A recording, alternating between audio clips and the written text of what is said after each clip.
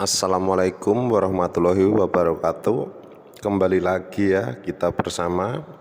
Di sini admin ingin kembali membawakan cerita dari Mbah Kung.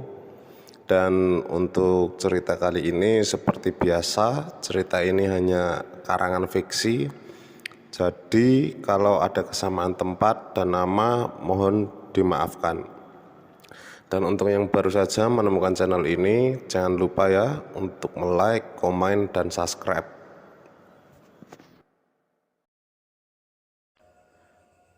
Jadi waktu itu Mbah Kung baru saja pulang dari survei pekerjaannya. Dan Mbah Kung sampai di rumah nampak terkaget ada seorang wanita dan bocah berumur kurang lebih 5 tahun yang duduk di depan teras rumahnya. Mbah Kung pun masuk ke dalam rumahnya melalui pintu samping dan langsung masuk ke dalam rumahnya, lanjut mandi dan memakai sarung. Tak lama setelah itu terdengar suara, "Kula nuwun, Mas, kula nuwun." "Nggih, Mbak, monggo. Ada perlu apa ya, Mbak?" Mbah Kung pun membukakan pintu. "Mau numpang ke kamar mandi, Mas," ujar wanita tersebut yang membawa anaknya. "Nggih, monggo Mbak." Dipersilakan masuk oleh Mbah Kung, wanita dan anaknya yang masih berusia 5 tahun tersebut. Selesai keluar dari kamar mandi, wanita itu bersalaman dengan Mbah Kung. "Maaf ya Om, merepoti. Aku sudah menunggu lama dari jam 3 tadi," ujar wanita tadi. "Loh, nunggu siapa Mbak?" "Nunggu sampean Om." Iya, maaf, saya kira tadi siapa." "Yaudah, silahkan duduk, saya bikinkan minum dulu ya Mbak," ujar Mbah Kung sambil mempersilahkan duduk di ruang tamu. Tak lama pun aura buruk sudah mulai terasa mendekat, dan benar saja temannya Mbah Kung, si P, datang. "Kong, ayo Kong mancing. Pas banget ini, ikan pasti makan," ujar si P. "Ndak dulu P, aku lagi ada tamu." "Siapa Kong?" tanya si P yang melihat tamunya cewek terus mengajaknya bersalaman.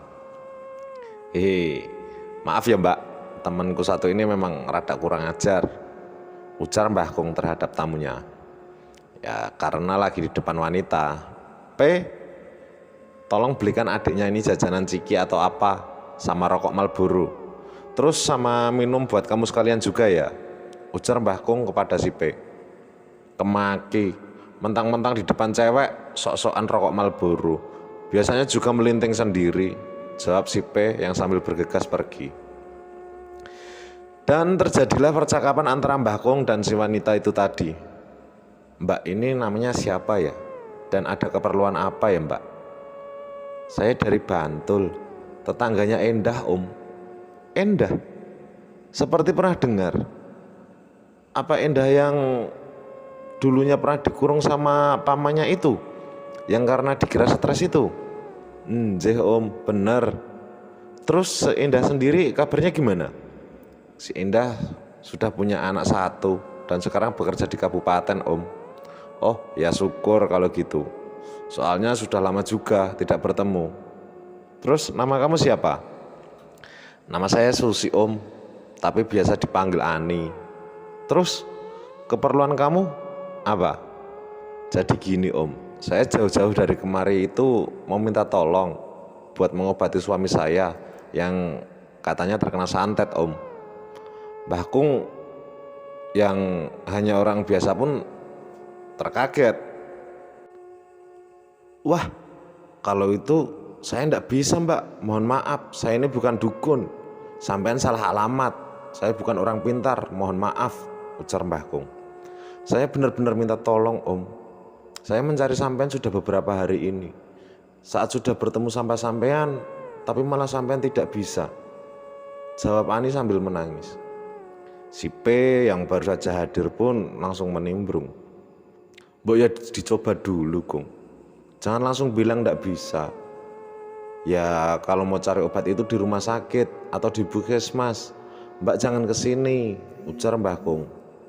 Sudah dibilang itu sakitnya kena santet. Mana bisa puskesmas ngobatin, Kung? Kamu diam toh, Pe, jangan cerewet. Ya kasihan toh, Kung. Sudah jauh-jauh dari sana sampai sini gendong anaknya. Katanya kalau kamu mau menolong itu yang ikhlas. Jawab si P yang terdengar seperti khotbah. Mbak, saya nanya, kata siapa saya bisa mengobati? Kata si Endah, Om, jawab Ani. Saya minta tolong, Om, kali ini saja, Om. Sambil Ani menangis yang membuat anaknya pun ikut menangis. Sampai membuat hati Mbah Kung terenyuh. Anakmu namanya siapa nih? Krisna, Om. Ya sudah, sekarang kamu pulang. Nanti keburu malam. Saya akan ke rumahmu tapi tidak sekarang. Mungkin besok. Tinggalkan saja alamatmu. Besok aku ke sana dengan si P. Ani pun terus meninggalkan alamatnya dan bergegas kembali ke rumahnya. Kung, sebenarnya santet itu benar adanya tidak toh, Kung? Tanya si P. Ya benar ada, P. Itu ilmu memindahkan suatu benda atau objek ke tempat lain melalui cara gaib. Kalau zaman dulu ilmu ini sempat digunakan di zaman kerajaan Majapahit untuk mengirimkan makanan lewat gaib. Makanya pasukan Majapahit bisa mempersatukan Nusantara pada saat itu di bawah pimpinan Mahapatih Gajah Mada, jawab Mbah Kung. Singkat cerita, selang 2 hari ba'da maghrib, Mbah Kung dan si P berangkat ke rumah Ani. Dan ternyata Ani tinggal di rumah orang tuanya. Namun bapaknya sudah meninggal hingga menyisakan ibunya. Mbah Kung dan si P pun dipersilahkan masuk dan nampak bahagia sekali Ani melihat kedatangan Mbah Kung. Di situ Mbah Kung juga dikenalkan dengan suaminya yang bernama Wisnu. Mohon maaf, yang dirasakan bagaimana ya? Tanya Mbah Kung yang dijawab oleh Ani. Katanya yang dirasakan sakit itu di bagian lehernya, Om. Memang di situ Mbah Kung melihat leher Wisnu nampak memar seperti bekas sebuah cakaran. Kalau dilihat dari penglihatan Mbah Kung, Wisnu ini bukan terkena santet, melainkan ketakutan. Tapi yang jadi pertanyaan itu ketakutan karena apa? Dan ternyata di sudut pojokan ruangan Mbah Kung dapat melihat sosok yang sedang berdiri menatap tajam yang terlihat marah. Tapi anehnya sosok tersebut mirip sekali dengan Ani. Terus siapakah sosok ini? Dan ada masalah apa dengan keluarga Ani dan Wisnu? Tanya Mbah Kung dalam hati. Tapi saat Ani keluar ingin membuatkan minum Mbah Kung dan si P, sosok wanita yang mirip Ani tadi tiba-tiba mendekat ke Wisnu dan langsung menerkam Wisnu dan menyekik leher Wisnu. Mati kowe, mati kowe, ujar sosok wanita tersebut sambil mencekik Wisnu yang keroncalan merasakan kesakitan. Aduh, aduh, dadaku panas, panas, teriak Wisnu. Dan si P pun nampak kebingungan juga. Kong, kenapa itu, Kong? Gimana itu? Tanya si P sambil menyenggol-nyenggol Mbah Kung. Mbah Kung di situ hanya menjawab, kamu kenapa toh, P? Itu loh, Kung, mau ditolongin, cepat. Yang mau nolongin gimana, P? Aku ini bukan tabib, jawab Mbah Kung, yang sebenarnya hanya membiarkan dulu, ingin melihat apakah bisa makhluk halus itu membunuh seorang manusia. Dilihat Mbah Kung dari tadi sosok wanita yang mirip Ani masih memegang erat leher Wisnu. Mukanya nampak seram, marah, seakan memiliki dendam kepada Wisnu. Mbah Kung pun ingin menampar sosok tersebut, tapi sosok wanita tersebut menghindar dan pergi bersama kedatangan si Ani yang selesai membuatkan minum. Ini Om, minumnya diminum dulu ya, ujar Ani. Gimana Om, suami saya disantet orang atau gimana? Yang nyantet suami saya siapa Om? Ani pun terus bertanya kepada Mbah Kong. Yang bilang kalau suami kamu itu kena santet siapa nih? Mbah Kong pun balik bertanya kepada Ani.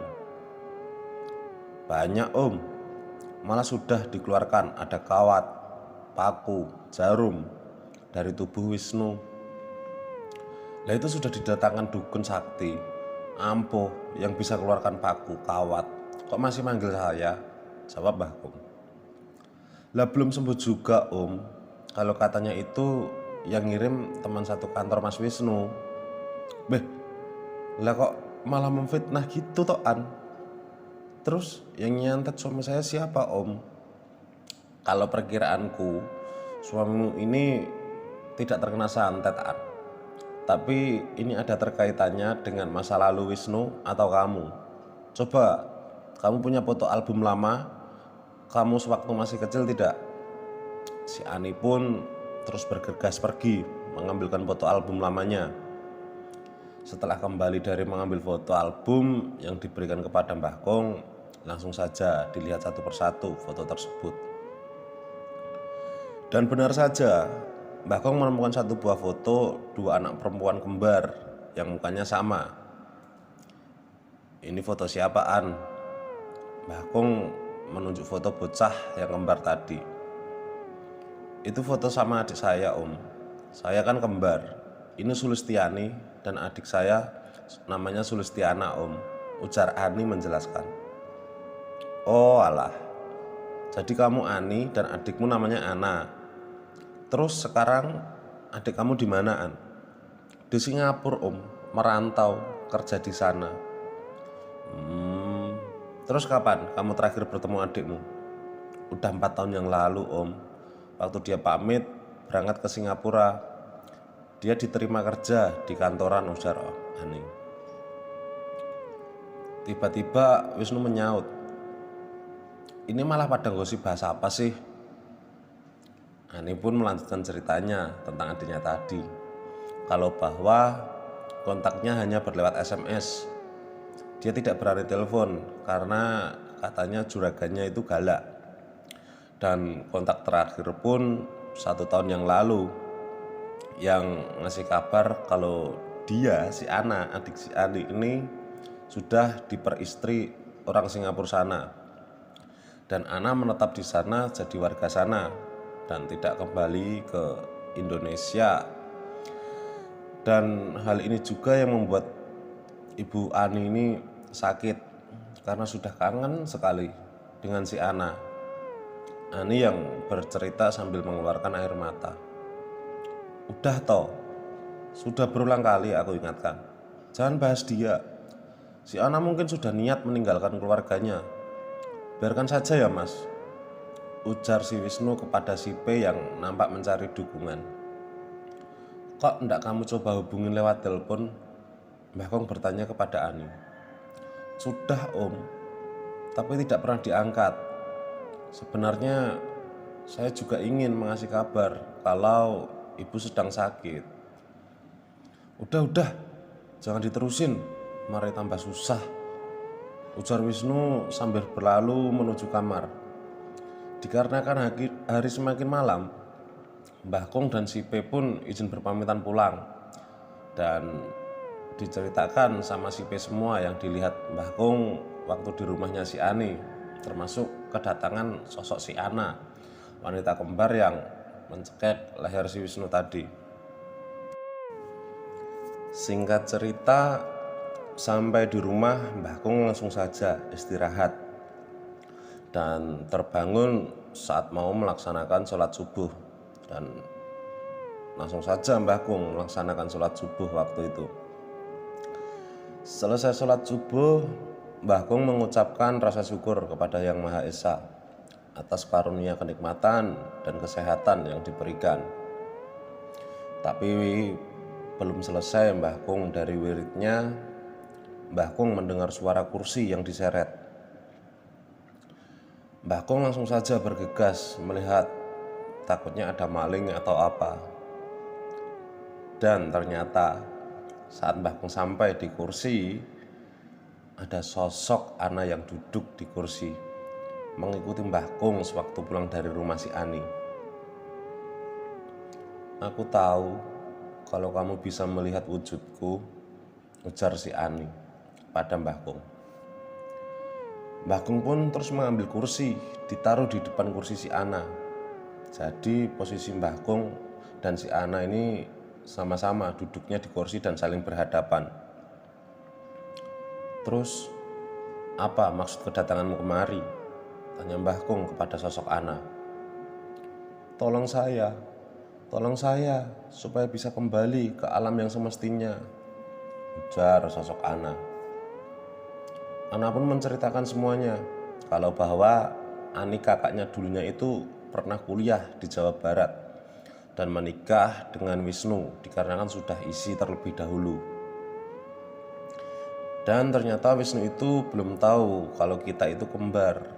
Wisnu tahu kalau kita kembar itu sewaktu mereka pindah dari Jawa Barat ke rumah orang tua kita di sini. Dan pasti setiap kakakku Ani pergi, si Wisnu itu selalu menggodaku. Waktu itu si Ana dapat kabar kalau ada lowongan kerja ke luar negeri Singapura. Dan si Wisnu siap membantu karena Wisnu itu kerja di Biro Tenaga Kerja. Dan singkat cerita, aku akan berangkat ke Singapura diantar oleh si Wisnu. Tapi ternyata semua itu hanya akal-akalan Wisnu saja. Aku diinapkan di sebuah villa dan aku diperkosa oleh Wisnu. Aku melawan, aku memberontak. Tapi kepalaku dihantamkan dengan keras ke tembok dinding. Dan setelah itu, aku cuma bisa melihat ragaku digarap oleh Wisnu. Tolong mas, tolong kasih tahu Mbak Ana dan Ibu. Kasihan mereka masih mengharapkan aku kembali, ujar sosok Ana yang sambil menangis lirih. Tapi tunggu dulu, kamu kok bisa SMS kakakmu Ani? Itu semua kelakuan Wisnu. HP ku dibawa oleh Wisnu. Jadi selama ini yang SMS itu Wisnu, memakai nomorku mas. Terus kamu tahu dari mana kalau Wisnu menyimpan HP-mu An? Wisnu itu menyimpan HP-ku di laci meja kantor Wisnu mas. Sudah, sekarang kamu kembali. Dari ceritamu, semua biar Wisnu aku yang ngurusi. Sekarang kamu kembali, ujar Mbah Kung. Pagi itu juga Mbah Kung langsung beraksi, menelpon teman dekatnya yang seorang polisi. Siapa lagi kalau bukan Kang Ahmadi. Halo Kang, nanti ke rumahku ya. Kalau tidak, sekarang juga sekalian tidak apa-apa. Ini ada kasus yang perlu diselesaikan.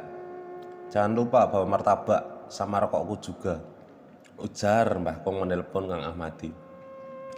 Tak berselang lama Kang Ahmadi datang bebarengan dengan si P yang mengajakku mancing, dengan beberapa anggotanya yang menggunakan seragam dinas sambil memberikan martabak pesanan Mbah Kung tadi. Dan diceritakanlah semuanya dari awal A sampai Z kepada Kang Ahmadi tentang Wisnu, Ana, dan Ani. Dikarenakan Kang Ahmadi sudah sering menangani kasus bersama Mbah Kung, Kang Ahmadi pun percaya dengan cerita Mbah Kung. Wah, ini jadinya kasus pembunuhan Kung. Keadilan harus ditegakkan. Lokasi villa kejadian namanya ada kan Kung? Tenang Kang, nanti tak tanyain sama si Ana. Ana yang hadir juga di situ langsung saja Mbah Kung dikasih tahu nama dan alamat detail lokasi villa kejadian.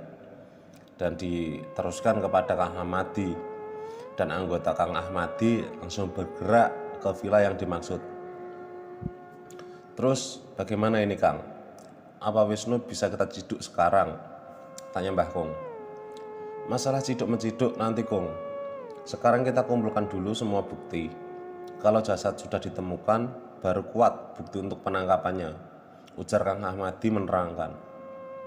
Tak berselang lama, anggota Kang Ahmadi yang diutus untuk menyisir lokasi villa kejadian memberi kabar kalau jasad Ana sudah ditemukan, tapi dalam wujud hanya tengkorak saja. Si P langsung dengan semangat masuk ke dalam mobil Kang Ahmadi, mengajak ke kantor Wisnu untuk mengambil barang bukti HP yang disimpan di dalam laci kantornya. Singkat cerita, tak berselang lama ada kabar yang menghebohkan dari Kang Madi kalau Wisnu, istrinya Ani, terciduk oleh polisi. Dan berita Sulistiani atau Ani yang dibunuh oleh kakak iparnya pun dengan cepat menyebar luas. Mbah Kung langsung menuju rumah Ani berboncengan menggunakan motor dengan si P. Sesampai di lokasi, bendera lelayu sudah dipasang dan banyak ibu-ibu melayat dan saudara-saudara keluarga Ani pun sudah berkumpul. Di situ Mbah Kung dipeluk, dirangkul oleh Ibu Ani sambil berucap, "Terima kasih Yole, matur nuwun." Dan cerita pun tamat.